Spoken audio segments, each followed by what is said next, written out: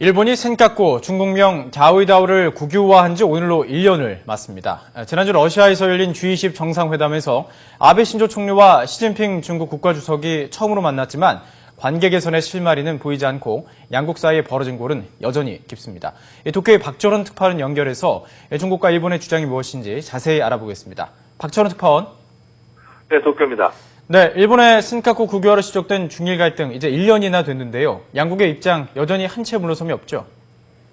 네, 그렇습니다.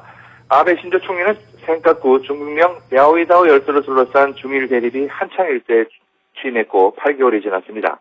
아베 총리는 취임 이후 중국과의 관계 개선을 지속적으로 추진하면서도 센카쿠는 일본 고유의 영토라는 일관된 자세를 유지하고 있습니다.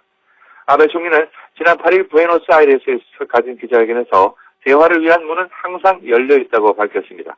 그러면서 아베 총리는 발언 중간에 우리는 열도를 효과적으로 통제하고 있다는 말도 덧붙이면서 중국을 자극했습니다. 통제라는 표현에 중국은 불쾌감을 표하면서 고유의 영토라는 강경한 입장을 굽히지 않고 있습니다. 중국은 지난해 일본 정부의 국유화 선언 직후 일본 정부가 센카쿠 열도를 민간인에게서 사들인 것을 취소해야 한다고 주장했습니다.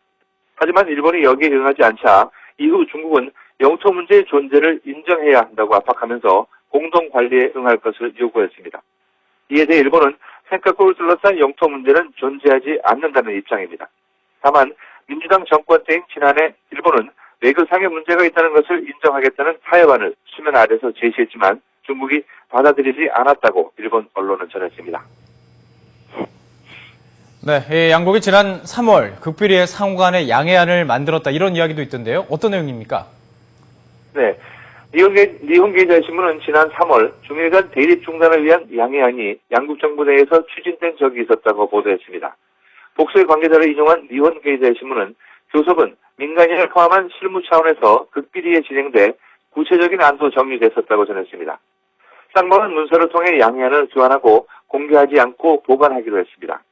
내용을 보면 고위급의 대화를 재개하고 양국이 위기 방지책을 충분히 검토하고 협력한다는 것이었다고 신문은 설명했습니다. 일본은 양해안 교환을 통해 센카쿠 열도 주변에 중국의 감시선 파견 중단을 약속받으려 했습니다. 하지만 중국은 일본에 의한 국유화를 계기로 감시선을 보낸 것이기 때문에 그 원인이 사라지지 않는 한 감시선 파견을 중단할 수 없다고 버텼다는 것입니다. 결국 이 같은 구상은 양국 수뇌부의 승인을 받지 못한 채 사라지고 말았다고 신문은 전했습니다. 일본 외무성은 어제 중국의 감시선 8척이 자국 영해를 침입한 것과 관련해 청룡화 주일 중국 대사를 불러 강하게 항의했습니다. 이에 대해 청룡화 대사는 면담 뒤 기자들에게 1년 전 일본의 열도 구입이 중일 관계에 혼란을 가져왔다고 비난했습니다. 센카쿠를 둘러싼 중일 갈등 1년을 맞아 양국 간 갈등의 파고는 더욱 높아질 것으로 예상됩니다. 지금까지 도쿄에서 YTN 박철원입니다.